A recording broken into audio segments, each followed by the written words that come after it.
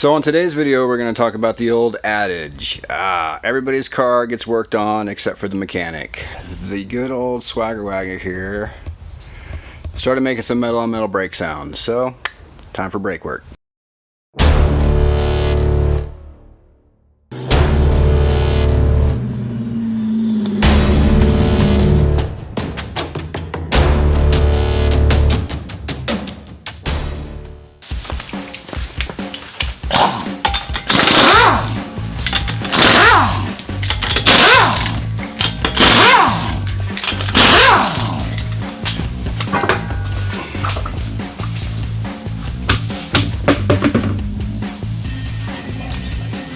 As you can see, it's not on the outside, which I didn't expect. Most of the time these are on the piston side. This type of caliper has a tendency to stick, especially if they're not maintained often. I've been into these ones recently and I knew this brake was close, but it's a mechanic's car. I can just drive it till it fails and then I can fix it. I don't have to worry about really endangering other people. Don't tell anybody I drove this for a couple days like this either.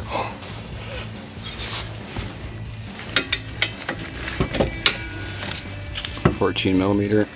Gets these slide bolts out. You can see the metal dust on this caliper.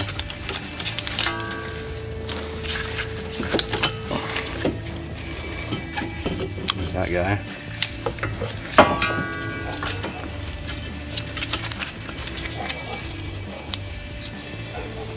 Here's the outer. Sounds pretty thin. Oh, shnikes!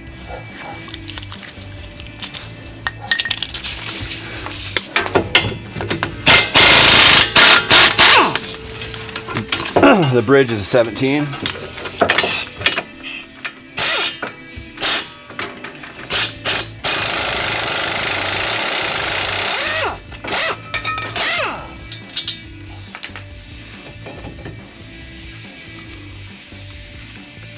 Like a record, baby, round, round like a record.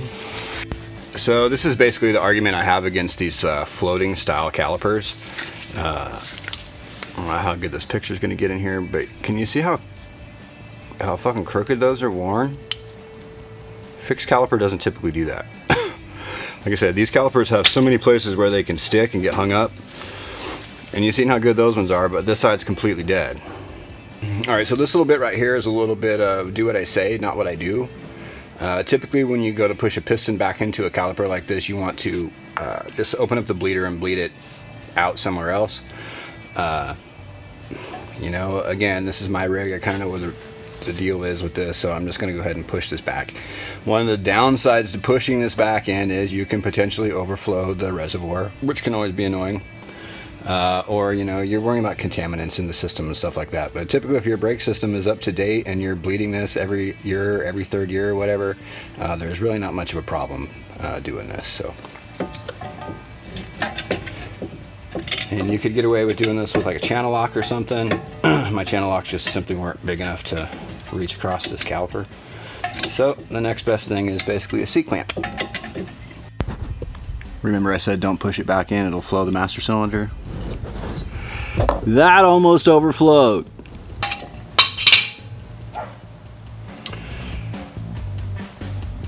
So pushing the piston back in there like that, and it looks like it's leaking. Awesome.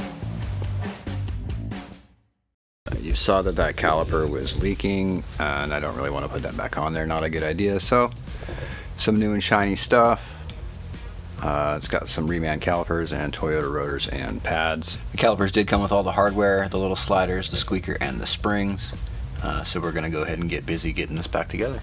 So in this kind of situation, this vehicle has pretty high miles, and although, you know, I'm not in a place where I have to deal with rust, it's probably a good idea to wire wheel the flange off. Otherwise you have a problem with the potential for your rotor to not sit flat, and then you've got a shitty pedal again, and that's no fun.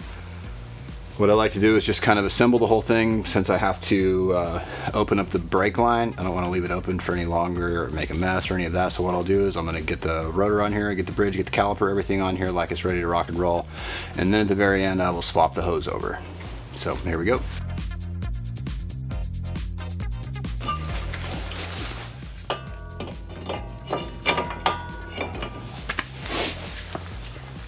new bridge. And And we won't have to lube these, they're already lubed from the factory. They feel like they're good to go. I do recommend that we use some a little bit of blue Loctite on the bridge bolts though. Again, Loctite's your own thing. Some people are afraid of it, but you definitely don't want your brakes falling off.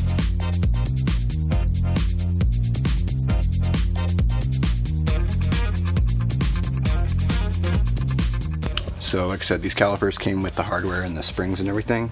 It didn't come with the shims. And I'm not going to use the squeaker. So what we've got going on here on the bridge, you can see there are two different springs. There's actually an upper and a lower spring. And you can see from this side profile, I don't know, there's a little bit of a kind of a spring thing here. So that keeps tension on the caliper. The springs for the pads.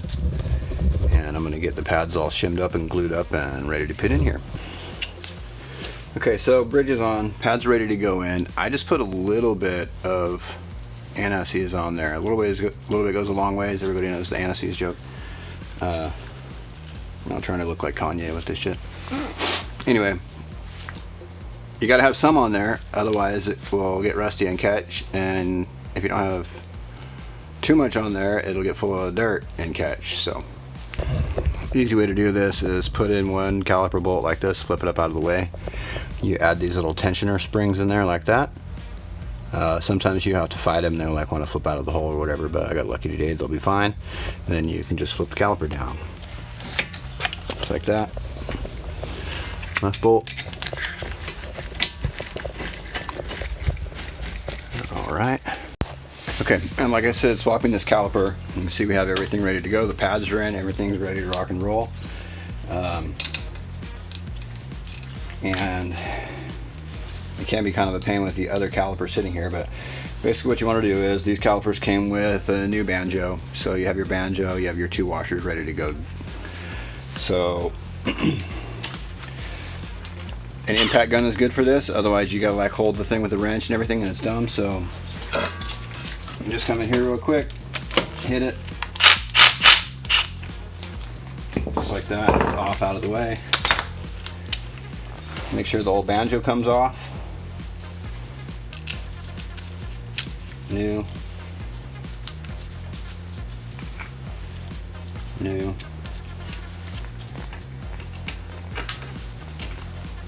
And then home.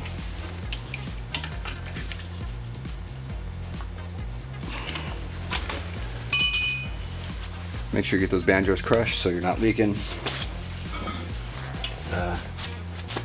You see, I didn't make a huge mess. You just really want to take caution and not pollute the new brake pads. Now we're basically at this point here, and you can set the bleeder up, go deal with the other side, and then let this just gravity bleed.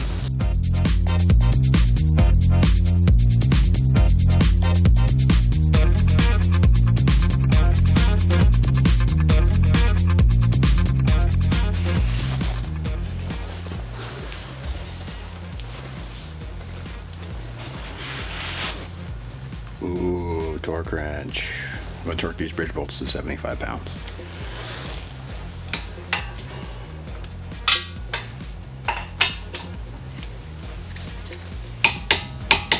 Alright. Looks like my calibrated eyeball hit that first time. Okay, so other side's all set up. Once you've let these gravity bleed out, you can one-man bleed these, or you can get someone. And it just got to the point where it's so much easier just to bleed it by yourself. And this is it, coffee can. You need to deal with the hose. Runs down, runs into the little bit of fluid you have here. New fluid pumps in there, it can't suck air back in. So we will just hook this up and one man bleed this thing and we'll be done with this job.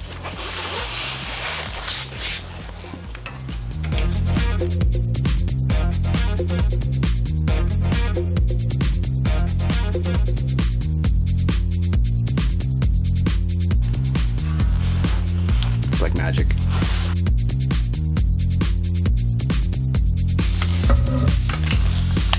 Torque stick.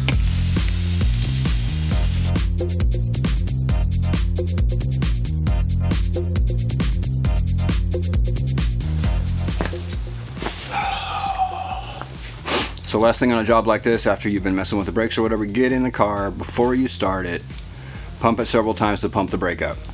Since we put on new pads and stuff, we push the pistons all the way back, and it happens from time to time. You get in the car after you pushing those back, and that first pump or that second pump doesn't do shit, and then you crash into your other car.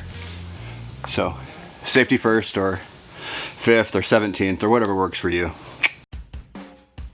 Today we're gonna go ahead and finish up the brake job. Basically just need to take parts back, go seat the brakes, get that all done. But to get the thing out of the garage here, you can see the fun that I get to have, called car shuffling on the hill at Knob's place. So stay tuned while I get this shit all out of my way.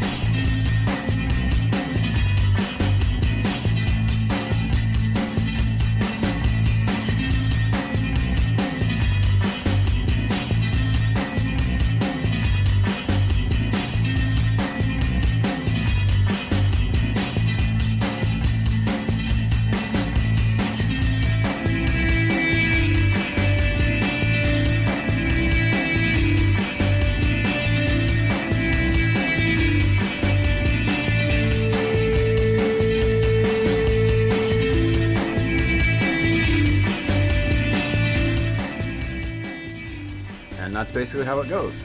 So with the first van brake job done, I've got to do a job on Space Van.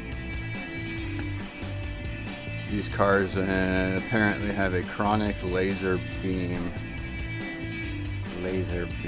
cruise control issue, so I'm going to deal with that, and also a oil cooler issue with this vehicle. So stay tuned. So with any job, the last thing you need to do is do a test drive, especially if this is a customer job. With any brake job, you need to go basically what's called seating the pads.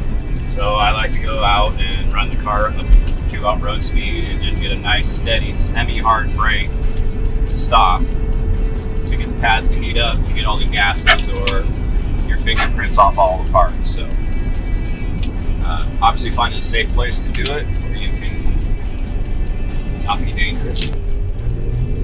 And a lot of times you will feel the pedal actually start to stiffen up a little bit as the brakes start to seat in properly.